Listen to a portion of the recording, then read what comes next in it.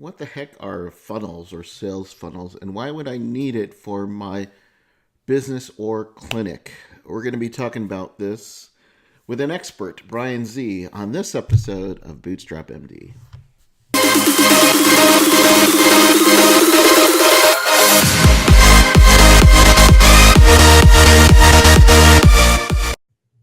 Hey guys, this is Dr. Mike Wu-Ming with Bootstrap MD.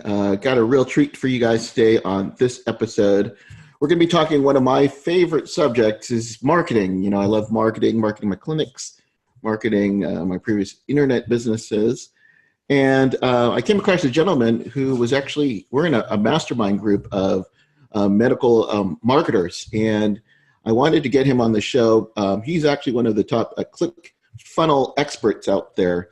In the past, I've talked about this. If you're not familiar with it, it's a way to have a funnel, a sales funnel for your business. And he's actually one of the top experts in doing this. And his name is Bryan Zurawski. I practiced your last name, Bryan, to make sure I got that right. Perfect. He's an entrepreneur and a marketing consultant from Cleveland, Ohio. So I was born in Columbus, so we have that going for us. He built his first medical business to $16.5 million and now helps medical practice owners like us all over the country doing the same. And he's going to be sharing with you some strategies he's using with funnels. So if you've never heard about funnels or why it's important, you really want to pay attention to this call. So Bryan, or Z, whatever you want to be called, thanks for joining us on this episode. Thanks, Dr. Mike. It's awesome to be here. Yeah, my friends call me Z. I told you guys that in our mastermind group, so you can. That's what I'm most comfortable with, and that you can let that rip. So it's a lot easier than trying to pronounce my last name. Awesome. So before we kind of get into funnels, maybe you could tell us a bit about your backstory. I know that there's some, especially me, I'm interested in you share with us when we had our meeting about your medical business and then how that evolved into now having a marketing agency. So tell us about that. Yeah, so it's kind of an interesting story, and it's a story that I never really, I didn't tell a whole lot of people for a long time, and then as we got into that mastermind group, it was kind of a fascinating story to a lot of people. So I graduated with a marketing degree from John Carroll University here in Cleveland, which is a great school, and I went directly from there into becoming a golf professional. So there's a difference between a golf professional and a professional golfer. So the professional golfers are like what you saw this weekend with Tiger Woods winning the Masters. That was awesome, yeah. That was some thrilling TV right there. But so I was a golf professional. I ran private country clubs. So I ran the entire golf operation and then some. So giving lessons, I did own the pro shop, which was great. That gave me my first piece of business ownership, and I marketed to my members. And, so in the private club sector, it was kind of a unique animal, but it was my first business ownership opportunity. So in 2008, the economy was really kind of taking a tumble. And when that happens, private country clubs, the discretionary income, lifestyle things take a hit. So the club itself was really kind of starting to struggle. I just had my second child, and I was trying to be at home more, and the club was trying to make me, pull my budget back a little bit, cut my staff a little bit. So I decided, I think I need to figure something else out. So I took a course online on buying existing businesses. And this just absolutely fascinated me. I knew that, the high rate of failure for startup businesses, and I didn't want to do that. I had a family, I had a mortgage, I needed a paycheck, that kind of thing. And I took this course about buying existing businesses, and I mean, it just changed my life instantly. Like the way I looked at everything, I started interviewing business owners and didn't know what kind of business I wanted to buy. I'm like, it doesn't have to be golf. And because I like business and owning a business. So I went through this long process of looking at all these different kinds of businesses and sitting down with owners and brokers and all these different things. And it was just absolutely fascinating to me that I, and not to discredit the owners, but the little knowledge that they had to market their own business and how successful they were in spite of that. And I was kind of like, oh my God, what am I doing? And, so we ended up buying a business in healthcare. My family pitched in a little bit, helped me put the down payment down. I put everything on the line, took out a big loan. And I said healthcare was where I wanted to be. I liked the market. I liked, the business, the specific business I was buying. I liked the support I was going to have. I had zero experience in healthcare. So that's what I was going to ask you. Did you have any type of background in this at all? The most experience I had in healthcare was getting hurt. That was about it. So, it was just something that I researched and I liked it. And the margins were good. The industry was not, market sensitive. So even in a recession, it was going to be fine. And I could own it not being a medical professional. So it checked a lot of the boxes. So I went through that. We've owned it. We still own it. And it's been about 10 and a half years now. And so I was working in the business for a very, very long time as the administrator and decided I didn't want to do that anymore. It was, we were up to like 100 employees and it was just something I was kind of pulling my hair out a little bit and it just wasn't the lifestyle that I wanted. And so I really focused hard on putting some systems in place that would allow me to pull back and keep my income the same, but allow me to pull back and let the business kind of run itself. I will always have to be in touch with it, obviously. I sign the paychecks and whatnot, but now I've got it to where I work like 30 minutes a week. It really runs itself. So it's really to the way I want it. I've got my team in place. I've got our processes in place and things are cranking along, which allowed me, this was probably about 3-4 years, probably about 3.5, 4 years ago that this all happened. And then it allowed me to really get back to marketing, which is what I love. That's where my degree is. And when I started looking at what was going on today at the time, it was like I jumped into SEO first. Mm-hmm. And SEO was fascinating. I got a real good background in that. And then then Clickfunnels came along and I got certified with Clickfunnels to be a funnel consultant, it's a program they don't even offer anymore. But it's really the strategy of funnels and the process, the education process I went through with that was really just fascinating. I loved it. It was just, give me one more, give me the next thing, give me the next thing. And it was just a fascinating, at this time it was probably 2016, really kind of today's stuff. It wasn't a standard website. It wasn't standard SEO. It was new stuff. It was strategy. It was psychology. It was all of these different things. And it just fascinated me. So I jumped into that, started implementing some of these things for my own business, started doing it for other people.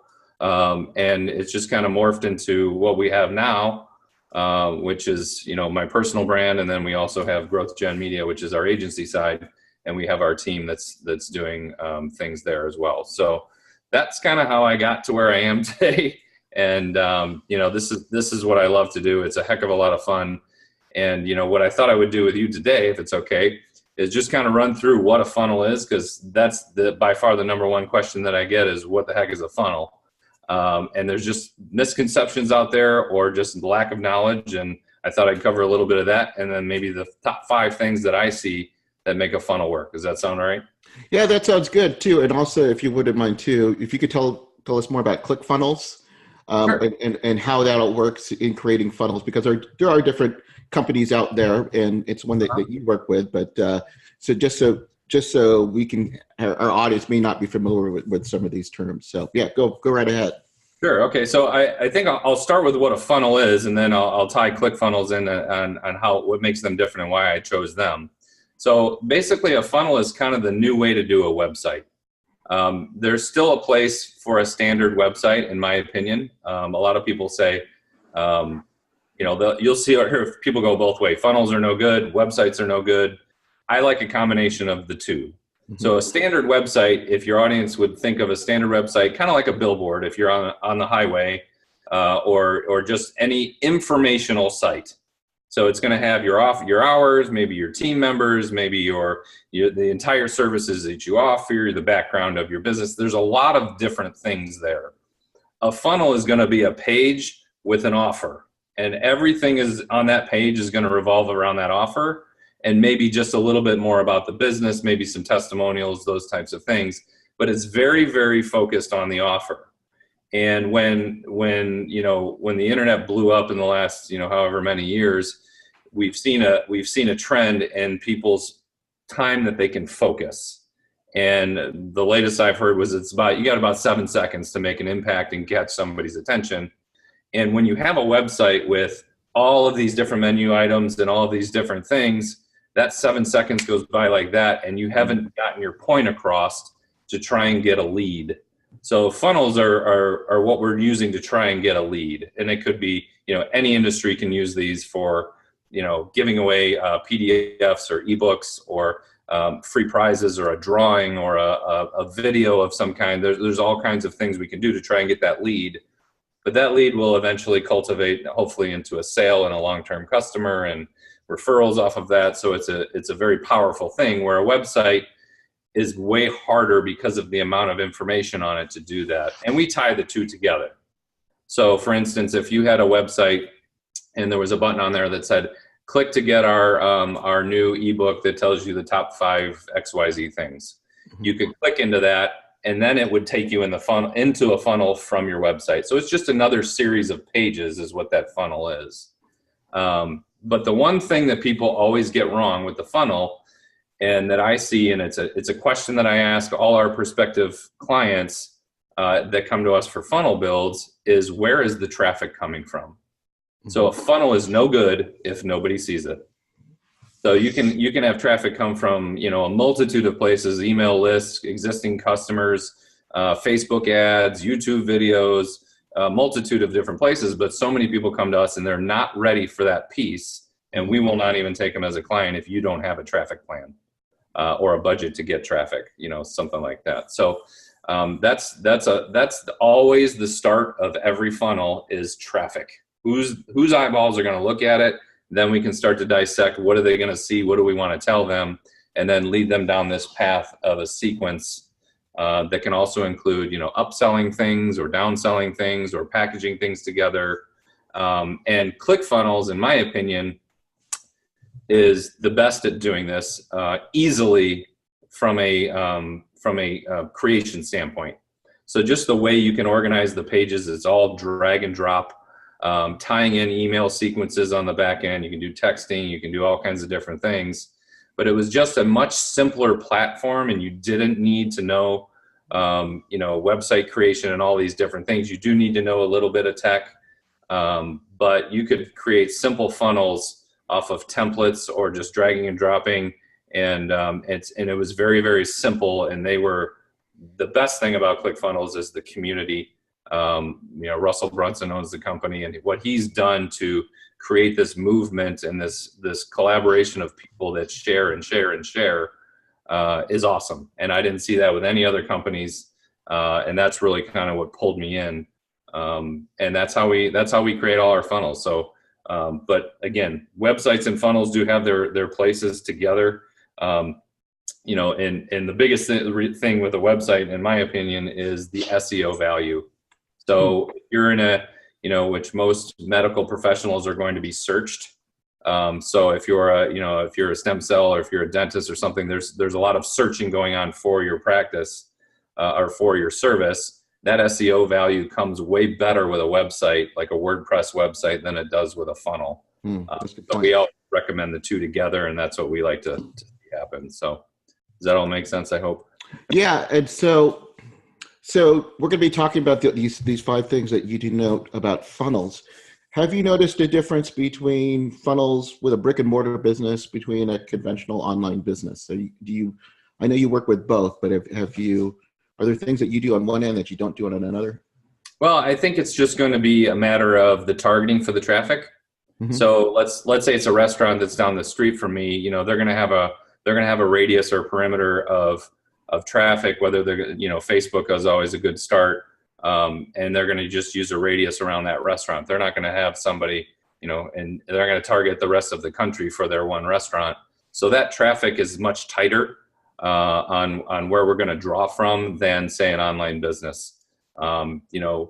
They're definitely 2 different animals. And it, again, depends on the industry. But if let's say it's a medical practice with a tight radius to draw from, that is definitely different than, say, if it were the Cleveland Clinic, which is in my backyard, that has, now they got locations all over the world, right. And they're drawing from all over the place. So yes, definitely 2 different animals, but it depends on the niche or the business as far as how that's handled, really. Right, but it seems like the strategies, are pretty universal. Yeah. Yeah. Yeah, it's lead generation is usually at the top of the pyramid. If you're a very specialized practice, you could be maybe a mini webinar, a 15 to 20-minute webinar on stem cells is a good example. A lot of people don't know the benefits of stem cells and what that can do for pain. A mini webinar hitting the highlights on what this Right. can do for you is a good thing, rather than saying, hey, come into our office and talk to us, which is a big commitment, rather than just watching a video. But if you get that person's name, email, and hopefully phone number, then you can really cultivate that lead over time and hopefully eventually get them into the office. And it's another good place to demonstrate your expertise, which is always one of the things that we really focus on, is demonstrating that expertise, whether it's with testimonials or videos and demonstration, those types of things, rather than just saying, hey, we do stem cells and come make your appointment. That's not good enough most often, because there's a lot of competition out there. Yeah, that's a good point, and I see that even with my own clinic. And for doing something where there's not a lot of education, there may be some myths such as stem cell. We don't really know a lot about it. You probably want to have something like a webinar that has explaining, versus something, let's say, like Botox. Maybe most people they know about it, they know why they have it. You don't really need to have a 30-minute discussion on the benefits of Botox. So, right. Yep. That makes perfect sense, but I'm glad that you kind of made that distinction. So let's talk about funnels. Let's talk about, what you've seen and what are the 5 strategies we need to know about it. Sure. So this is kind of my top 5 list, and it's funny how we timed this conversation today out, because this top 5 list is actually coming out in my video series starting next week. Oh, okay. Got some preview. So we've already filmed these, and I'll let the cat out of the bag a little bit. So number 5, in my opinion, on what makes funnels work and what doesn't, the difference between a failing funnel and a successful funnel. Number 5 would be calls to action. So it's not, when we say call to action, it's going to be a lot more, I'd say, detailed than just click this button or click here. It's yes, I want to get started now, and that's what's on the button. Or yes, I want to change my life. Or yes, I want to be pain-free. Getting a little bit more into the psychology of they're agreeing to what you say when you click that button, and it shouldn't just say click here.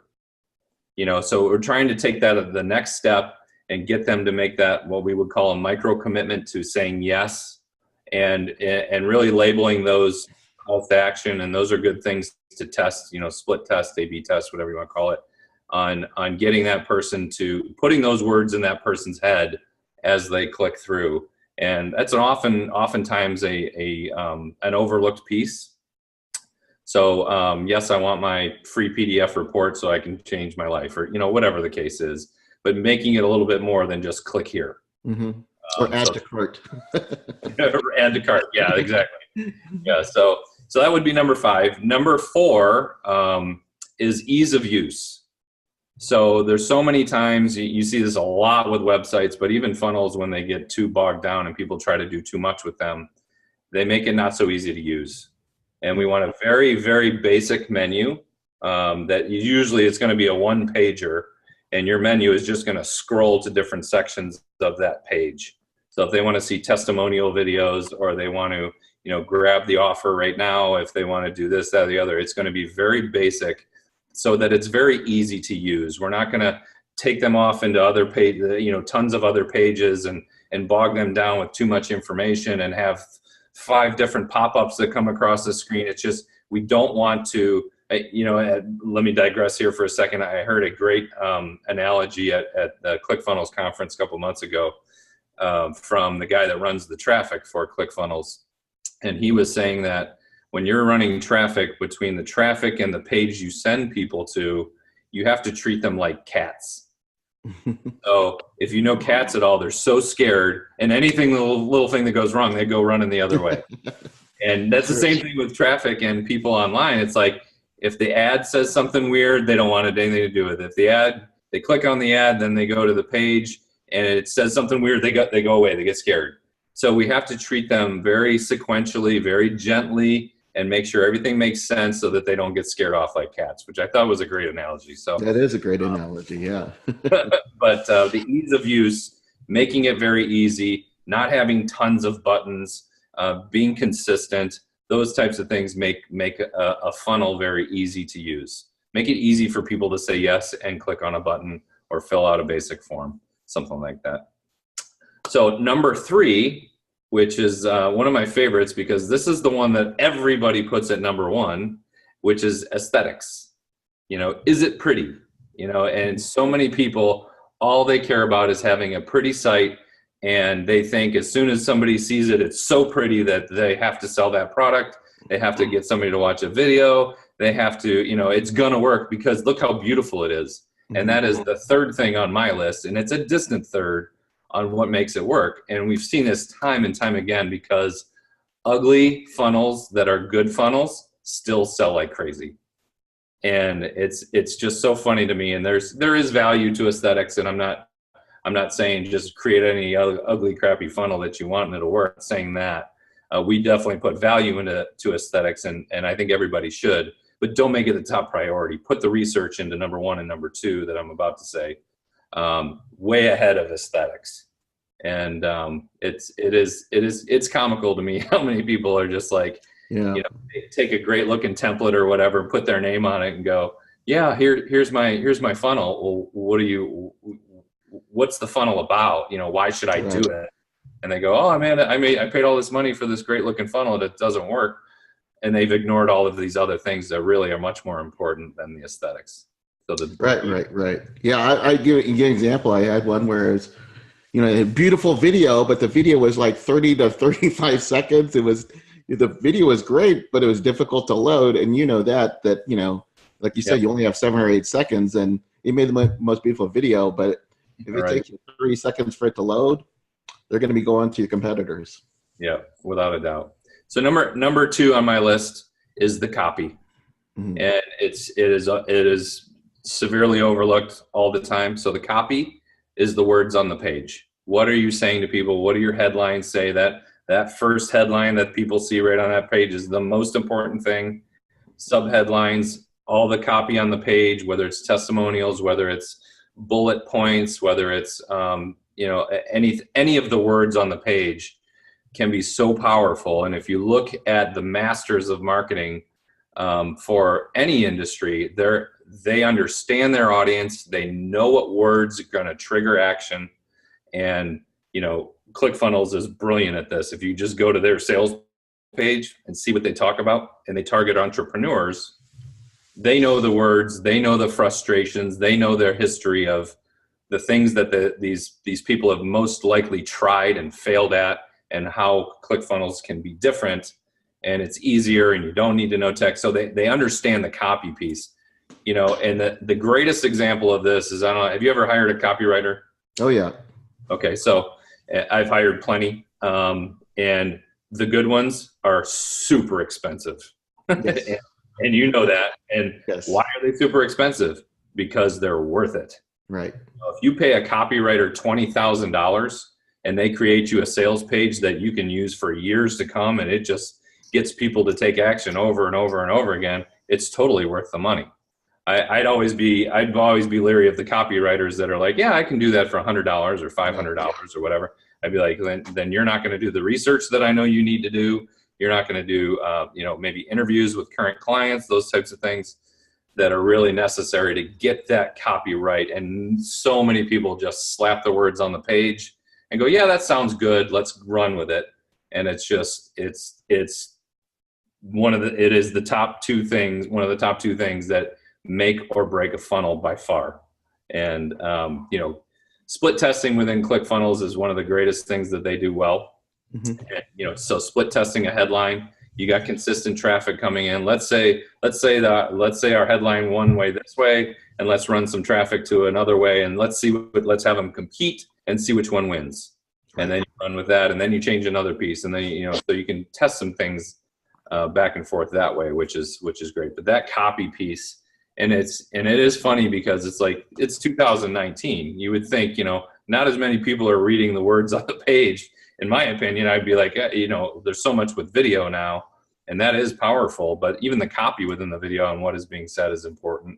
But the words on that page, man, it still sells. It's I don't think it's ever going to go anywhere. Yeah. So that's the big one. So the number one thing that we see either makes or breaks a funnel is the offer. And the offer is absolutely number one. This is something that with our clients, we make sure that we try to dive in and take as much time as we can and get the business owner to think about different things that they can include, because most of the time you need another set of eyes. You know, you're so close to your business, you know, you have to kind of understand, what does my potential customer or client or patient need? What are they going to want next? Is it more of the same? Is it something that's an add-on? Is it the next step? Is it a t-shirt? Is it, you know, whatever it is, and start to package things together to make a really compelling offer. And, you know, Clickfunnels are just absolute masters at this. To make, and this is what can get you to command a higher price. So when you're just saying, hey, I'm a dentist and I want to offer, you know, a $9 cleaning or a free cleaning or a $30 cleaning or whatever, that's great, but you're also competing with a lot of people saying the same thing. If you say, I'm going to give you a, you know, $39 cleaning or $49 cleaning, and now I'm throwing in x-rays, and then I'm going to take care of one of your kids on top of that and do it, and you package it together, people go, oh my gosh, that $49 offer, that $50 offer is worth $300. That's awesome. Where they, you know, where just a basic simple offer that everybody else is doing doesn't resonate as well. And this way we can command the higher dollars, which is key, because the last thing we want to do is race to the bottom, right? Right. You know, if we're all competing on price, if everybody's doing stem cell therapy for the same price, eventually they're going to start undercutting each other, and it's just going to get cheaper and cheaper and cheaper, unless you can provide value and have a compelling offer that other people don't have. Yeah, so we don't want to be Walmart. We don't want to be the low cost leader. Absolutely not. Yeah, that's a tough game to play, and it's like, you know, I see it all the time on Facebook. Yeah, we'll run your Facebook ads for free. And I'm like, what? Right. Like, why are you even wasting your time? And like, I don't understand how those agencies probably aren't going to be around very long. But that's all they have, is to say, yep, we run Facebook ads or, you know, whatever service we offer, and we're going to do it for free. Yeah. You know, it's very hard to stay sustainable, because they haven't thought of an offer and put different things together that their potential customer is going to need. So those are my top 5: offer, copy, aesthetics, ease of use, and calls to action. Those were great. And just kind of want to ask you kind of some follow-up questions on this based upon your experience in working with doctors in clinics. Let's say you're a new clinic, you're starting up, you know, you need to get patients in. Have you seen a certain type of offer that works? Do you go straight for just like, you know, like a coupon, or should it be education? I mean, I know what it can kind of run the gamut, but have you noticed any specific type of offers that seem to work better for a new clinic? You know, that can depend on the area, you know, so geographically it can depend on what audience you're at. You know, it might be different in Chicago than it would be, say, in Des Moines, Iowa, or, you know, something like that. So it depends on the audience. The best way is just to test things. So if you're running advertising, you want to test different offers. And that's the beauty of Clickfunnels is you can put these different tests all together and lickety split in no time. But just the ad, you know, whether it's a free appointment or buy three sessions of something, get one free, you know, something like that. So the offers can definitely change depending on the industry, depending on the geographic location and your audience. So it really just has to be tested. There's never a blanket thing that we would say, hey, this works for every clinic in every part of the country. It's just, as soon as you say that, something's going to fail. So it's just a matter of testing and making sure that you try different things. So it's not a pointed answer, I guess, but you know, and even if it works today and you run it for a couple of months, you know, it may fizzle out. You know, things wear out over time. It's not going to, just because it works today doesn't mean it's going to work 12 months from now.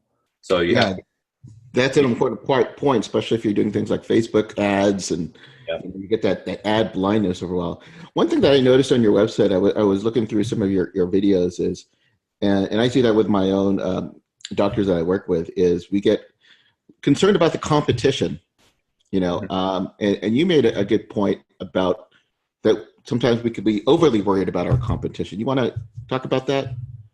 Yeah, and it's something that really I didn't fully understand until the last, months and years. It's like there's so much out there now, and the personal branding piece of what we do and what we would put a doc through in our program is so important, because there is so much out there now. Like if you're on Facebook and all of a sudden you've shown an interest in, a dental appointment, you're going to get pounded with dental ads. And what is going to make them stand out? If it's one offer for a free cleaning or whatever after another, it's just not going to resonate as much. But if there's some consistency with developing your personal brand, and got some really cool techniques that we use to make that doctor stand out in the community and really become the expert in their niche, that makes such an impact and makes the selling process so much easier. And I've talked about it in some of my videos and things. It's like, if you're a patient and you're sitting in that waiting room and this doctor walks through the door, and you've got scenario one where you've seen multiple advertising or content or videos or a billboard or whatever, or you've even seen stuff in his waiting room that looks super professional and like makes him look like a superstar, and that doctor walks through the door, that selling process is so much easier. Like if they see that doctor as a celebrity, they're like, oh my gosh, I've got time with Dr. Mike Wu Ming. This is crazy stuff. Like they're just going to be waiting for the feedback and waiting for you to make your offer on how you're going to fix them. Take scenario B, where it's like, hey, I found Dr. Smith in the phone book or online, or I just did a Google search, and this doctor walks through into the waiting room, and they have no idea who this is other than the girl at the front desk said Dr. Smith, and he walks through, then they're just like, okay, what do the feel, the vibe, the relationship is so much different. And it goes to this concept of know, like, and trust. If you can establish some level of them knowing the doctor, liking the doctor, and trusting the doctor because he's put out valuable information ahead of time, it makes a huge difference. Absolute huge difference. And that's not just doctors. Yeah. That's you, that's me, that's any industry.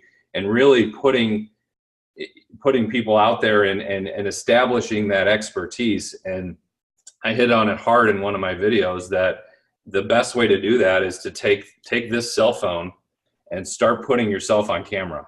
And people are deathly afraid of it. Oh, yeah. And in 2019, if you really want to take that next step in your business, you've got to get comfortable. And I'll share a quick tip that I got from, I think I heard this from Russell Brunson, but if you're looking to do Facebook Lives or any kind of video and you're afraid or you're nervous, the best thing that you can do is take like 10 videos. Just hit record, say your piece, hit stop, watch it, and then delete it. Do it again. Second time, watch it, say it a little bit different, maybe look up, look down, move the phone, smile a little more, do whatever. Watch it again for your own feedback, and then delete it.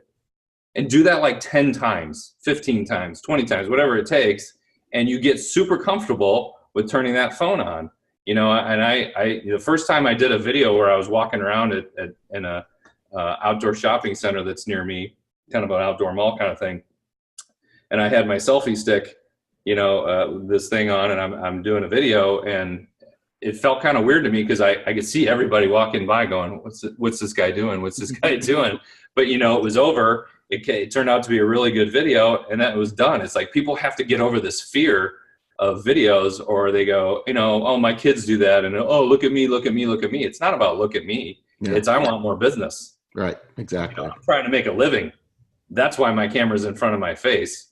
And I think people, if they can start to understand that, they will definitely take that next step in their practice and their business and see a heck of a lot more success. Yeah, and it doesn't have to be perfect, guys. It could be raining, the sun could be shining. They don't care. They want to care about the content and exactly just focus. It just brings that authenticity. When you have that video, it really just makes it closer to that know, like, and trust. So, Bryan, this has been awesome. Again, thank you for sharing that information. Where can they go to find out more about what you do and perhaps working with you? Where can they go get more information from you? Yeah, sure. So what I'd like to do for your audience that's listening to this, so I'd like to give everybody a free funnel. Awesome. And this is a funnel that we sell all day long through Clickfunnels, and we've got a choice of a couple of different ones. So if they just go to my main website at Bryan Zurawski, it's BryanZurawski.com, and there's a messenger button on there. You just send me a message, say I want my funnel, whatever, and I'll let you pick from a couple of different ones. But we sell these all day long. I'll give them free to your audience, and hopefully that'll help people get started with the funnel world. Well, thank you for that generous gift. Again, this has been a pleasure. Thank you, Bryan Z. Thank you for sharing your wisdom with us today. Hopefully it makes most of it a little bit more comfortable about funnels and utilizing in our business so we can get more patients and increase our profits. So thanks again, Bryan, and we'll talk to you soon. Thank you, Dr. Mike. Enjoyed it. Thank you. I want to thank Bryan Z for sharing with us his knowledge about funnels. You can find out more about him at his website, bryanzurawski.com. And all it takes, guys, is just keep working on your businesses. If you're looking for financial freedom to live life on your own terms, do one thing each day to get you closer to your goals. As always, guys, thanks for listening and keep moving forward.